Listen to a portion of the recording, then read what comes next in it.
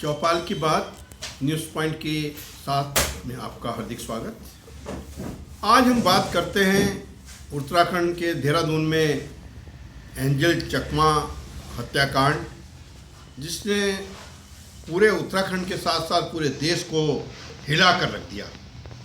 देखिए, ये जो हो रहा है नॉर्थ ईस्ट के लिए ये नया बात नहीं है।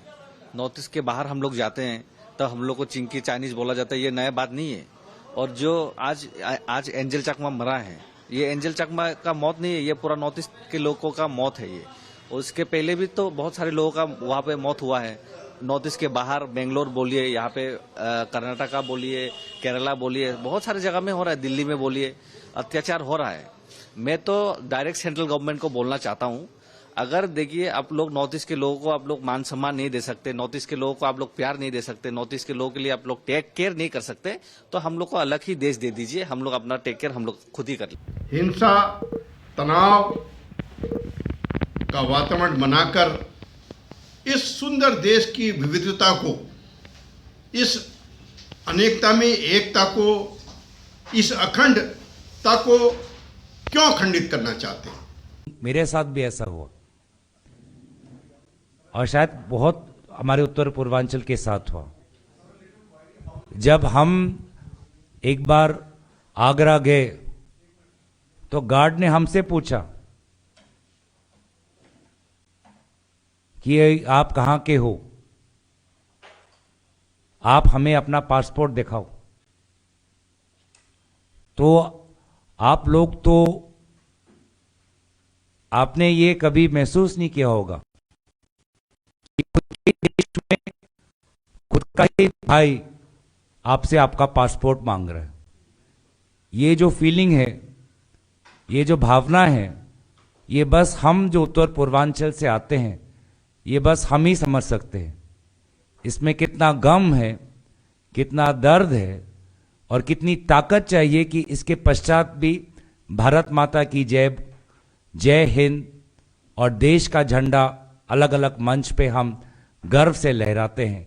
ये हमारी देशभक्ति और हमारी सहनशीलता और हमारे ताकत का प्रमाण। एक सेना के बीएसएफ के जवान का बेटा, नॉर्थ ईस्ट से आया हुआ बेटा, जो उत्तराखंड के देहरादून में अध्ययन के लिए आया था, उसकी हत्या कर दी गई और उसके 17 दिन बाद हत्या के वो अपनी मौत के आगे हार गया। एक नई बहस को जन्म हुआ इससे कि क्या इस देश के अंदर जो तनाव की खेती की जा रही है, जो कटुता फैलाई जा रही है, जो हिंसा का वातावरण बनाया जा रहा है, उसका जिम्मेदार कौन है? मैं समझता हूँ हमारे मुख्यमंत्री जी उत्तराखंड के हों या तमाम राज्यों के मुख्यमंत्री हों, मंत्री हों, माननीय प्रधानमंत्री जी हों, सबकी एक ही शपथ होती है कि देश की एकता, अखंडता को अक्षुण्ण रखने के लिए संविधान की भावनाओं के अनुरूप वे अपने कर्तव्यों का निर्वहन करेंगे। यदि एक नॉर्थ ईस्ट का छात्र उत्तराखंड में पढ़ने आया और जो हम समाचार पत्रों में देख रहे हैं, वीडियो वायरल हो रहा है, उसमें उसको प्रताड़ित करना, उस पर नस्ली आरोप लगाना और एंजल चकमा का ये कहना कि I am Indian, I am not Chinese, इससे कई सवाल खड़े हुए। अभी तक कोई नस्लीय टिप्पणी का कोई एविडेंस सामने नहीं आया है। देखिए, हमने जो समाचार पत्रों में और मीडिया में सुना, वो यही सुना कि उस बालक के आखिरी शब्द ये थे कि मैं भी इंडियन हूँ, मैं भी भारतीय हूँ। तो इसका मतलब ये है कि उसे किसी दूसरे रूप में उसकी पहचान कराई गई और इसी से ये प्रश्न खड़ा हुआ कि क्या उसके ऊपर नस्लीय टिप्पणियां की गई, नस्लीय भेदभाव के कारण उसकी हत्या हुई। ये जांच का विषय है। मैं उम्मीद करता हूं कि जांच में ऐसी बातें सामने आएगी जिसपे कि उत्तराखंड पर, हमारे प्रदेश पर ये अभियोग न लगे। लेकिन अगर ये है तो ये गंभीर मसला है। उसकी अगर नस्लीय, किसी भी रूप में नस्लीय हिंसा के परिणाम स्वरूप या किसी भी तरह से उसकी हत्या हुई है, इसको जांच होना चाहिए। जो संबंधित जो लोग हैं, जो अपराधी हैं, जो आरोपी हैं, उनको उनके पूछताछ होकर अपराधियों को सजा मिलनी चाहिए। मैं ऐसी मांग करता हूं और जो कुछ हो बहुत ही दुर्भाग्यपूर्ण है। हम उत्तराखंड के लोग बहुत बड़े दिल के लोग हैं, बिल्कुल संकीर्णता हमारे मन में नहीं है, लेकिन इस प्रकार की घटनाएं निश्चित रूप में हमें झकझोर देती है। कि एकता विविधता को इस सामाजिक समरसता को संभाल के रखने की जिम्मेदारी है किसकी? निश्चित रूप से जो लोग सार्वजनिक पद पर जिम्मेदारी पद पर बैठे हैं तो उनकी जिम्मेदारी है, चाहे माननीय प्रधानमंत्री जी हों या राज्यों के मुख्यमंत्री हों, मुख्य सचिव हों या अधिकारी हों या पुलिस प्रशासन से जुड़े लोग हों, ये सब तो उनकी जिम्मेदारी है। यदि वो देश की विविधता के बीच में सामंजस्य बनाए रखने के लिए कोई पहल नहीं कर सकते, तो मैं समझता हूँ जो शपथ हमारे जिम्मेदार लोगों ने लिए है वो शपथ का अपमान है। अंजेल चकमा त्रिपुरा का एक छात्र जो MBA फाइनल ईयर का छात्र था, उत्तराखंड में पढ़ने के लिए आया था, अपना भविष्य बनाने आया था। कल एक हिंसा में उसकी मृत्यु हो जाती है और ये नस्ली हिंसा लगातार उत्तराखंड जैसे राज्यों में बढ़ रही है। ये उदाहरण है इस बात का कि भारतीय जनता पार्टी की सरकार में लगातार जो नफरत की राजनीति है, अब वो ऐसे हालात पैदा कर रहे कि लोग दूसरे की हत्या करने को उतारू हो जा रहे हैं। उत्तराखंड राज्य जिसको देवभूमि कहा जाता है, भाईचारे, प्रेम और प्राकृतिक सौंदर्य के लिए पहचाना जाता है, अध्यात्म के लिए पहचाना जाता है, पर अब यहाँ का माहौल दूषित हो गया है। लोग डर के माहौल पे हैं, लोग घृणा कर रहे हैं, भ्रष्टाचार में लिप्त होते जा रहे हैं। एक बहुत खराब उदाहरण के रूप में उत्तराखंड अपने आप को पेश कर रहा है।